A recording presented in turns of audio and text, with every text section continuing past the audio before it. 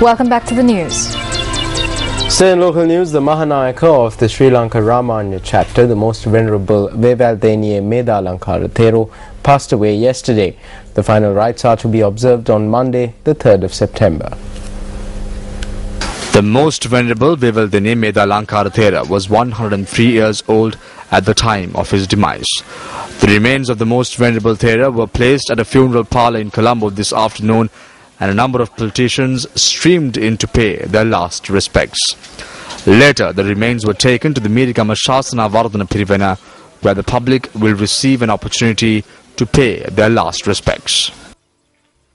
The final rites of Vevaldeniye Medalankara Mahanayaka Thera will be held on Monday at the DSRNI College grounds in Mirigama at around 3 p.m.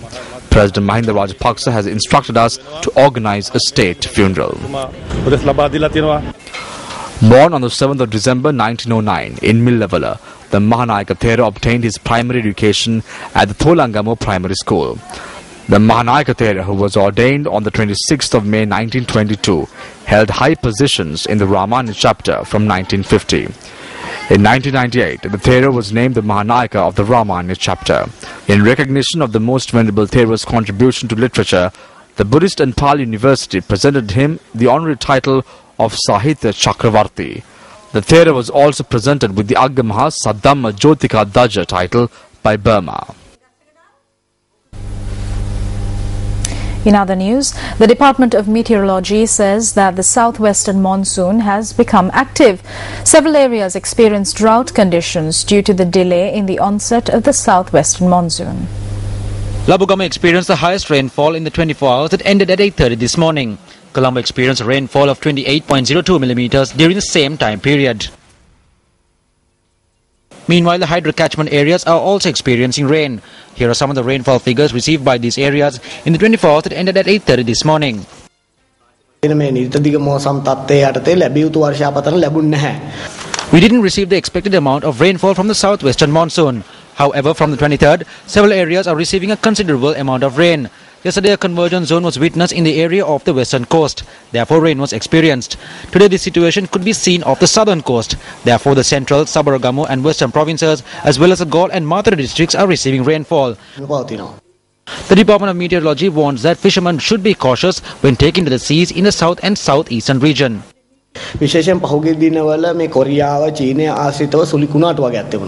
Hurricanes were experienced in Korea and China recently.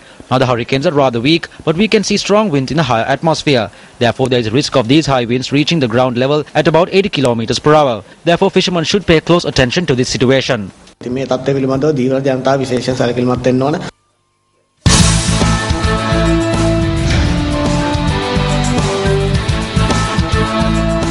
Moving on to our developing story tonight, the Marine Environment Protection Authority points out that oil is continuing to seep out of the vessel which sank off the coast of Panadura. Now, according to the General Manager of the Marine Environment Protection Authority, Rear Admiral S.R. Samaratunga, efforts to clean up the affected coastal areas are continuing. Now, yesterday News First reported on how a tar-like substance from the sunken vessel continued to wash up on nearby beaches. The Marine Environment Protection Authority predicts that such remnants will continue to wash up along the beaches of Vallavatta, Mount Lavinia and Bambalapitiya. Meanwhile, the Department of Meteorology states that due to the current weather patterns, there is a high possibility of oil washing up on an extended area of the western coast of the island.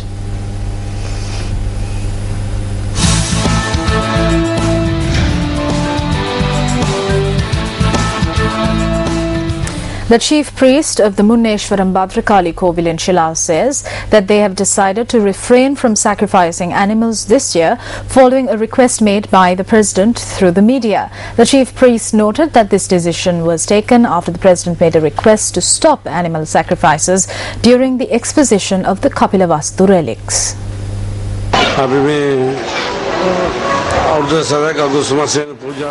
We have this special puja in August every year for a period of 10 days. The President had requested to stop this puja this year as sacred relics have been brought to Sri Lanka for exposition. We heeded his request and decided to stop the animal sacrifice. We don't have any pressure from anyone. We stopped this solely on the President's request.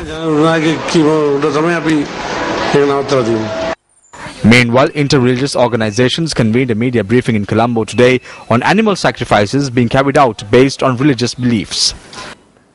ආගම ධර්මයේ නාමයෙන් මෙවැනි බිලි පූජා පැවැත්වීම Is it fair to sacrifice the lives of animals for the sake of religions? Is it justifiable? Such practices are a threat to the country's peace. The unity and peace in the country are put under strain, and most of all, this affects the country's ethics. ප්‍රධාන වශයෙන්ම රටක සදාචාරයට බලවත් තර්ජනයක්. අපිට මේ සිදුවෙන්නට යන්නා වූ සිදුවෙන්නා වූ As a clergy, we cannot accept the animal slaughter that is taking place in this manner. පිරිසක් හැටියට පූජ්‍ය පක්ෂයක් හැටියට අනුමත කරන්න පුළුවන් කමක් නැහැ මේ කරන්නා වූ කටයුතු. අපි බිලි පූජාව කරන්න කියන එක අපි කවදාවත් ඒක අනුමත We will not condone the sacrifice of animals in this manner.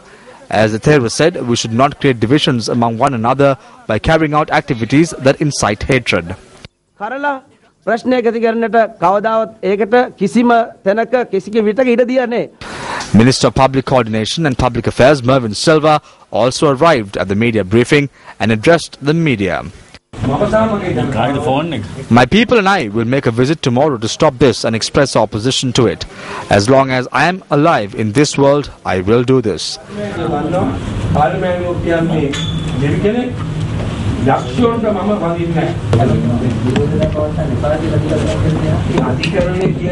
respect the court. Even if I am put behind bars for life, I will continue protesting against this.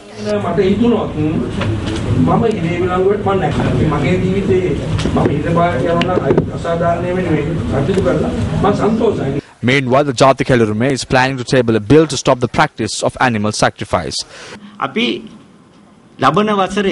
We intend to table a bill to stop the ritual of animal sacrifice at the Muneswaram Kali Kovil before next year. We will take into account the constitutions of other countries and examine the clauses and introduce a new law to this country to stop animal sacrifices. Moving on to news from the election trail, a public rally was held in Epawela yesterday to garner support for UNP candidates contesting the North Central Provincial Council election. The rally was held under the auspices of party leader Ranil Wickramasinghe.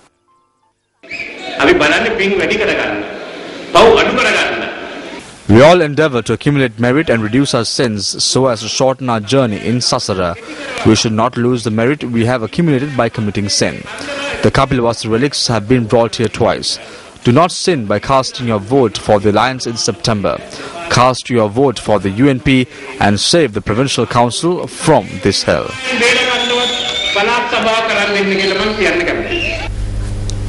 In business news tonight, Minister of Plantations Mahinda Samarasinghe says that due to the current global economic crisis, the demand for Sri Lankan rubber has decreased.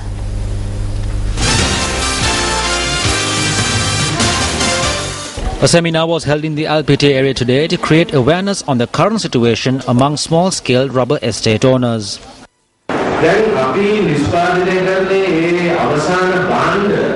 Sri Lanka produces 1.2% of the world's rubber output. The demand for rubber-related products that we produce has dropped due to the global economic crisis. As a result, the price of natural rubber has decreased. That is what has happened today.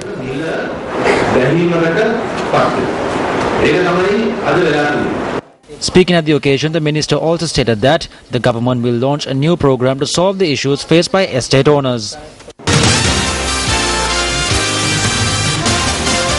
Meanwhile, a public rally was held in the Uhane area in Ampara yesterday in support of UNP candidates contesting the Eastern Provincial Council election.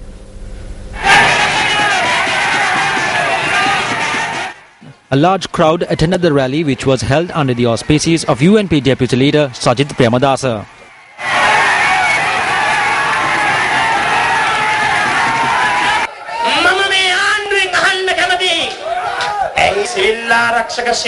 I wish to ask as to why members of the Civil Defence Force are being made to look after livestock and bake bricks.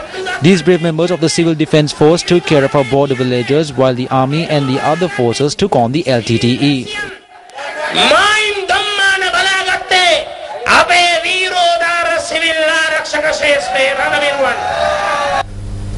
The finals of the Young Spikes competition was held in Colombo last evening. MBC was the media sponsor of the event. Senior officials of the Capital Maharaja organization were present at the event. 6 two-member teams competed yesterday.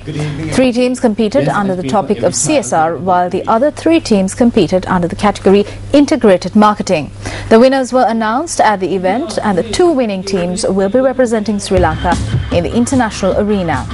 Young Spikes 2012 was launched with the objective of unearthing young creative talent for the Young Spikes Asia Award in Singapore. The competition provides the region's growing creative and advertising industry with a platform to compete and network to exchange ideas.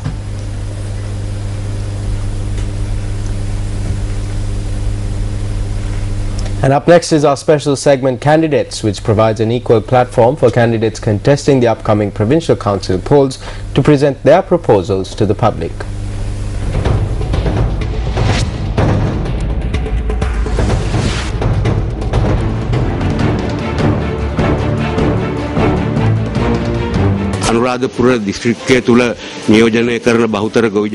My main aim is to better the living conditions and the income of the farmers and self-employed individuals in the Anuradhapura district.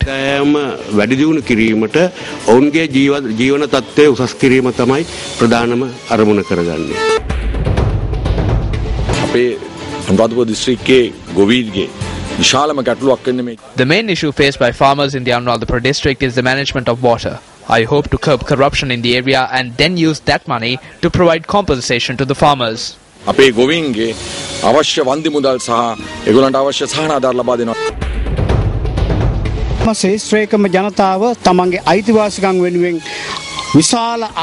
in every sphere of life have commenced a struggle to regain their rights. We hope to provide a voice for this struggle and regain the rights that they lost.